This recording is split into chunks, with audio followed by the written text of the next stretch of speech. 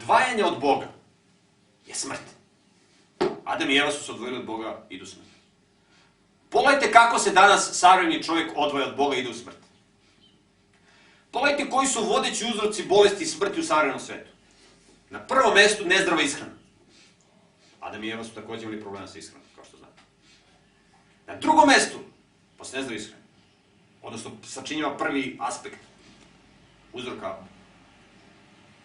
koji dovode do smrti čovjeka, jeste neadekvatna fizička aktivnost. Na trećem mjestu pušenje, na četvrtom mjestu alkohol. Ova 4 uzroka, ili 3, nezdrava ishrana, neadekvatna fizička aktivnost, koji se obično tretiraju kao 1, pušenje i alkohol, konzumiranje alkohola, čine negde skoro 90% uzroka svih savremenih bolesti i smrti.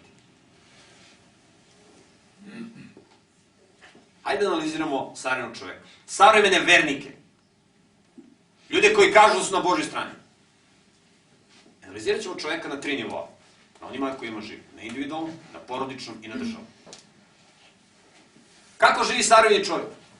Bog je čoveka stvorio da živi u prirodi. Čovjek je izabrao da živi u gradu. Bog je stvorio čovjeka da će biti zdrav i mentalno i fizički ako radi u prirodi.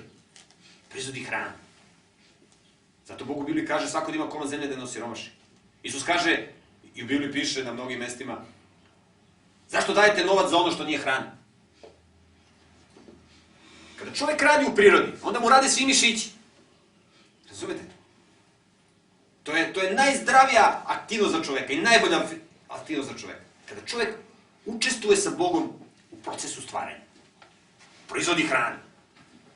Pazite, ne može biljka da izraste sama. Možda izraste ako Bog učini. Ali treba čovjek da uloži određeni trud. Međutim, pazite, danas proizvoditi hranu i živjeti u prirodi je nešto što se ismejava u ovome svetu. Oni koji žive u prirodi se nazivaju seljacima, primitivcima, glupacima. Znači sve ono što je moralno ispravno, Sotona ismejava. I savremeni čovjek je to prihvatio. I ljudi koji se izjašnjavaju su religiozni su to prihvatili. Idemo mi u gradove. Nećemo mi da živimo u prirodi. Nećemo mi da budemo seljaci, da nam se smeju. Pa šta kod uzmeš da radiš normalno, ima da ti se smeje. Mislim, ne možeš ti da izabereš nešto što je dobro, a da ti se ne smije. Isus kaže, svi koji hoće da žive pobožno, Isus u Bibliji piše. Bog nadahnjuje svog proroka i kaže, svi koji hoće da žive pobožno Isu Hristu bit će gonjeni. Kao što znate. I svi će narodi, kaže Isus, omrznuti na vas imena mojega rada. Na individualnom nivou čovjek bira da živi u gradu, neće da živi u prirodi kao što ga je Bog stvorio. I šta čovjek čini time? Tako čovjek sam sebe uništava. Neće da jede prirodnu hranu, nego jede rafinisane proizvode, ovo iz prodavnica, proizvode iz kojih su izvučeni svi hranjivi sastojci, a ubačena hemija da bi ti proizvodi mogli što duže da stoje na policama da se prodaju. Posljedica su razne bolesti. Nezdrava ishrana. Nema fizičke aktivnosti. Čovjek sam sebi oduzima život. Zapovest ne ubi, između ostalog se odnosi i na samoubistvo. Ne samo da čovjek nema pravo da drugome, u originalu piše, ne počini zločin ubistva, znači ne ubi. Čovjek ima pravo da se u odbrani, pod određenim uslovima, da se brani time što će da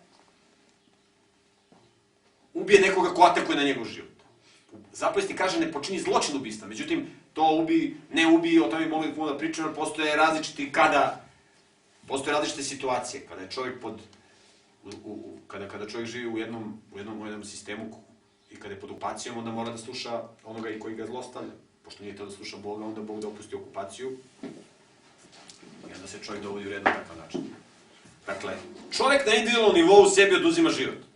Pogledajte na porodičnom nivou. On takav, duhovno nesposoban, ima neku religioznu formu, neku ljušturu, ili je uopšte nema, ulazi u brak. Nesposoban. On nije sposoban da tu decu osposobljava i da u njima razvija Božje odlučje. On svoju decu šalje ateistima na obrazovanje, u ateistički sistem obrazovanja, koji tu decu oblikuju po njihovom sistemu vrednosti. I ta deca postaju razbojnici, nemoralni ljudi. I onda Bog kaže, Pazite, ovaj svet, nakon pobune, mi vidimo da je ovo jedno ratno stanje, da se vrši atak na čoveka, da se čoveku oduzme život. Vi ovde imate, deca sprovode silu na... Vi ovde imate, tačno vidite, da ti religiozni ljudi koji su prihvatili određenu odgovornost, a žive nemoralno, prolivaju krv. Oni prolivaju krv svoje dece. Kakva je razlika između onog paganina od pre 3.500 godina koje je svoje dete slao i prinosio na žrtvu raznim bogovima, paganskim bogovima i klao, i ovoga dana što imate, kada ljudi svoju decu stave pred televizor da gledaju destruktivne programe, kada ljudi svoje dete dovedu u ateistički sistem obrazovanja da od njega naprave narkomana, ludaka, seksualnog manijaka itd.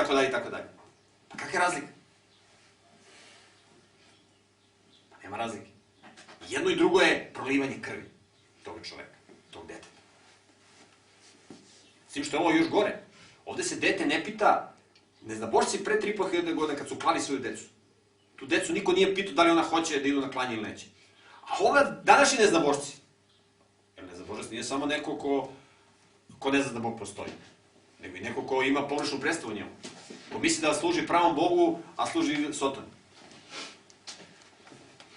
U savremenom neznabošačkom sistemu, svetskom neznabošačkom sistemu, vi imate da se deca uče, da sama sebi oduzimaju život. Znači, nije potrebno da vi, da neznabošci nas ne kolju svoju decu na takav način. Nego uče tu decu da sama sebi oduzimaju život. Što je još gore. Vi imate prolivanje krvi. Kaže Bog, nemojte da mi izlazite sa vašim šabatima i sa vašim praznicima i sa vašim svetkovinama. Kad mi izađete na lice, ja zatvaram oči svoje, kaže Bog. I uši svoje, ne mogu da slušam vaše molim, muka mi.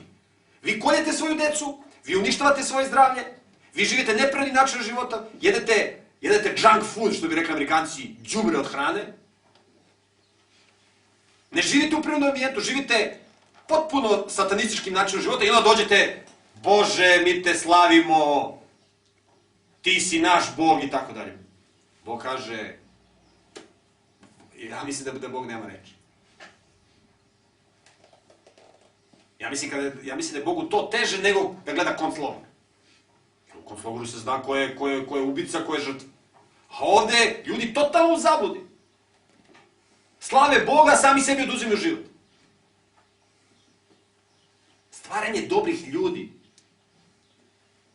To je ono zbog čega je Bog stvorio čoveka. I tako mi Boga proslavljamo. Pogledajte vi današnje hrišćanske crkve. Pogledajte vi današnje stvaranje dobrih ljudi. Da li današnje hrišćanske crkve rastu? Ne rastu. Zašto? Pa zato što nema stvaranja dobrih ljudi. Zato što se ne ulaže u ljude. Zato što su hrišćani ušli u jednu formu i oni misle, mi smo spašeni, idemo na nebo. Otišli su u gradove da žive, ne samo hrišćani, generalno religiozni ljudi. Ali evo živimo u hrišćanskom ambijentu, pa ja kažem hrišćani. Došli su žive u gradove, neprirodni način života, pustili su svoju decu da vaspitavaju ateisti, televizija, destruktivan program, kompjuterske igrice, satanističke. I oni su kao religiozni. Ali, mi znamo, Bog je rekao to, i onda uzmu jednu zapovest i te se drže.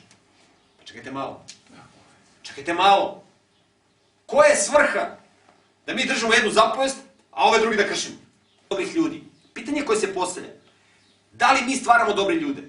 Odgovor na to pitanje je, da li mi slavimo Boga. I da li mi prihvatamo poruku prve anđelske veći, koja kaže, dajte slavu Gospodu, koji je stvorio nebo i zemlju. Kako mi slavimo Gospoda? Tako što pevamo pesme? Pa lepo je da pevamo pesme. Ali ako mi prolivamo tuđu krv, ako mi uništavamo svoje zdravlje, ako se mi ponašamo destruktivno prema onome što je najvrednije u svemiru, a to su ljudi, pa s kojim pravom mi onda se molimo Bogu i pevamo pesme? Svrha molitve je da pozovemo Boga da nam pomogne u procesu stvaranja dobrih ljudi. Mi prvo treba sebe da stvaramo, sebe da izgrađujemo. To je svrha molitve. Ako mi ne učestvujemo u stvaranju dobrih ljudi, ako mi ne izgrađujemo prvo sebe, pa kad sebe osposobimo, činimo da drugi budu bolji, onda naša molitva nema smisla. Onda Bog ne sluša našu molitvu. Onda ćemo dobiti poruku koju Isus kaže, idite od mene vi koji činite bezakonje, nikad vas nisam poznao. Nikad. Znači, poruka prve anđelske vesti je, slavite Boga na način na koji On to odredi. A to je stvaranje dobrih ljudi. Pogledajte koliko je danas ljudi bolesni. Kome mi pomažemo? Kome savremeni čovjek pomaže? Religiozni ljudi. Oni se zavuku u svoje crkve, pevaju svoje pesme, imaju svoje obrede, ajmo kući. I posle svi živimo isti sekularan život koji i drugi ateisti. Samo što ovi kažu da ne veruju u Boga, a ovi kažu da veruju. A gde imate stvaranje dobrih ljudi? Gde? Gde imate jaku porodicu? Da su roditelji posvećeni svojoj deci? Koliko sati dnevno ili minuta dnevno roditelji danas provode sa svojom decom? A koliko provode u ateističkom sistemu obrazovanja i uz televiziju? I to je stvaranje dobrih ljudi. Da, ali mi našu decu dovedemo u crkvu. I deca sede u crkvi ko na iglama, prevrću očima, dosadno im. Ne, samo ti tu odrobijaj to tvoje vreme, to je važno da ti odrobijaš tu i ti si ispunio svoju religijsnu obavezu. Ne! Ljudima treba da bude radost. Deci treba da bude radost da dođu u crkvu. A ne da ih vi motkom terate da ona dođu u crkvu. A znate šta Bog nudi u svojoj paleti? Ali mi ne umemo da napravimo sto i da iznesemo to što Bog nudi. Jer smo lenji intelektualno, jer smo duhovno lenji. Jer smo religiju sveli na praznu formu. Nema stvaranja dobrih ljudi. Zato ljudi neće da dolaze u crkvu. Pravo su bili oni što su išli u crkvu. Bolje doći u crkvu nego gledati televizor. Kad dođe sam izmasakriran duhovno od silnih uživanja koja Sotona nudi u ovome svetu.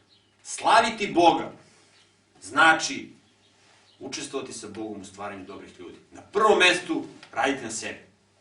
Mi treba da budemo Božja slava u ovome svetu.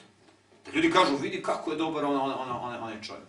Pa da, on veruje u Boga. On ima svoje principe, on se drži Svetoga pisma i on tako živi. Tako mi slavimo Boga. A onda viši nivo. Da se mi toliko izgradimo da možemo da uđemo u zajednicu koja se zove porodica i da stvaramo nove ljude. Mi kao individue možemo da učinimo u stvaranju novih ljudi tako što ćemo svojim životom da pokažemo na Boga i da ljudi dođu, da ljudi se kako to Biblija kaže, da dođe do novorođenja, da se ljudi ponovo rode.